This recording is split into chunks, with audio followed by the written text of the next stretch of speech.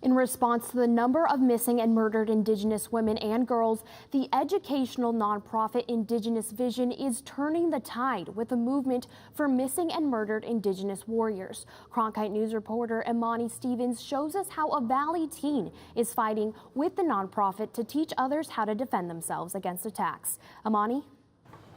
Brave woman, that's not just KYLIE Winter's Instagram name, where she has nearly 40,000 followers, but her Native American name that she was given by a medicine man as a baby. She is living to her name by teaching self-defense class in response to the number of missing and murdered Indigenous women and girls. I went to one of her first classes teaching students of the Native American Club at Westwood High School in Mesa. As a 16-year-old high school student, KYLIE Winter recently received her black belt in Kenpo Karate. She's a part of the Standing Rock Sioux Nation and teaches self-defense classes, and has various belts in multiple styles. we have to be more prepared for ourselves, which is a major reason why I'm teaching self-defense. His hand, this is hurting him, it's isolating him.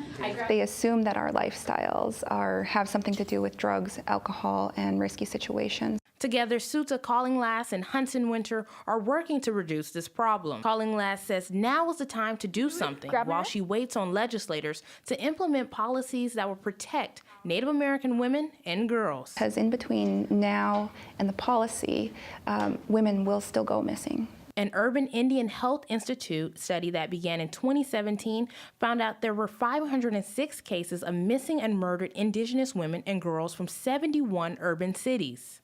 Remember, if you are taken, you are only 10% likely to make it home alive. That same study reports that out of those 506 unique cases, 280 were murder cases. It could be me. An unprecedented amount of women from my community are disappearing at alarming rates, and it's an epidemic in Canada and the U.S. Indigenous warriors movement that we're hoping to create really hopes to turn that tide. Teaching those in the class to shout, draw attention, and fight back, even if it's counter to how society tells them how to act. As I've heard someone say, their ego is not worth your life.